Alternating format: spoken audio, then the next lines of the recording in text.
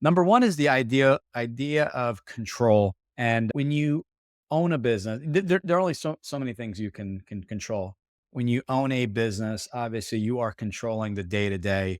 You're controlling the amount of effort you're putting into the business, the people that you're hiring, the budgets that you're placing in marketing. There's going to be a lot more control versus being a W 2 employee. As a W 2 employee, I'm going to talk about my experience. The last three companies I worked for all went through some type of merger or acquisition, and there were layoffs. And I was unfortunately experienced some layoffs in my time where certain departments were eliminated due to just overlap from the company coming in and things like that. So when I look at my W 2 role, really the control wasn't there. So I had a job.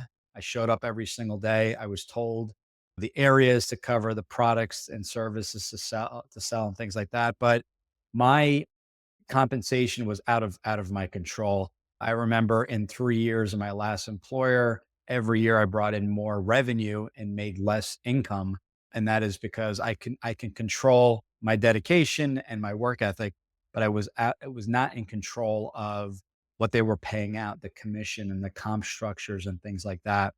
The other thing that I did not have control was managers. I had a handful of managers above me, and they really controlled, not me, but they controlled as far as my advancement within the organization. And I've had some great managers and not so great managers over the years, but they really controlled what my advancement would look like, what the next position was. And in one of my, I'm not going to name names, one of the manager was eliminated. They eliminated a lot of managers, a layer there in the hierarchy.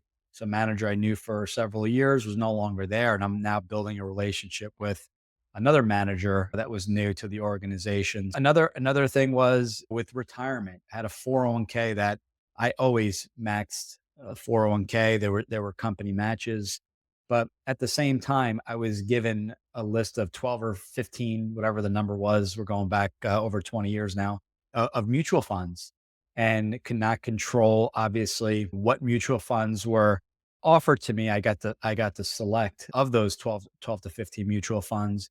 But even with the mutual funds, you had someone else, what do you call it, an investment manager, portfolio manager that was investing in those various securities and assets and things like that. And they dictated when there were changes and when they were heavier in equity or heavier in fixed income. My whole point in all of that is that we work a job with little control, don't know what our future will be. We blindly invest in a 401k plan that we also can't manage aside from the percentage and the actual funds.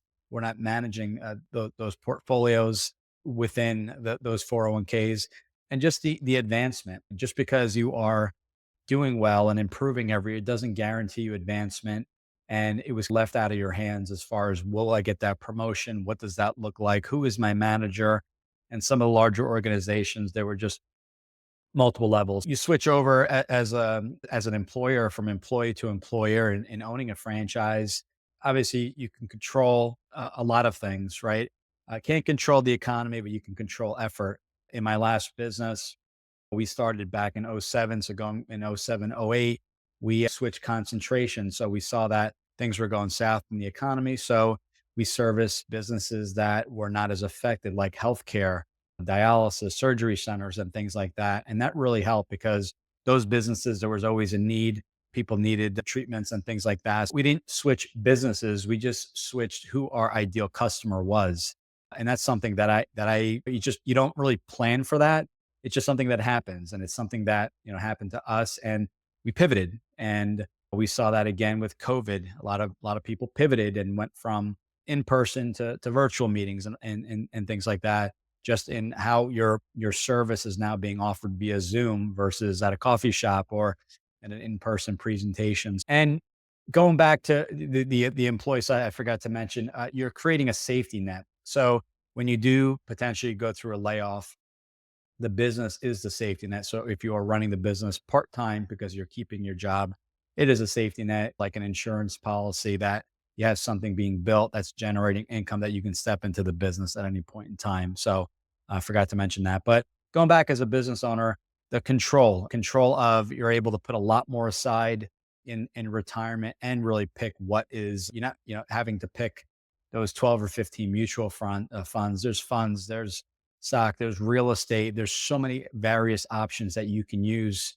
in order to invest for retirement.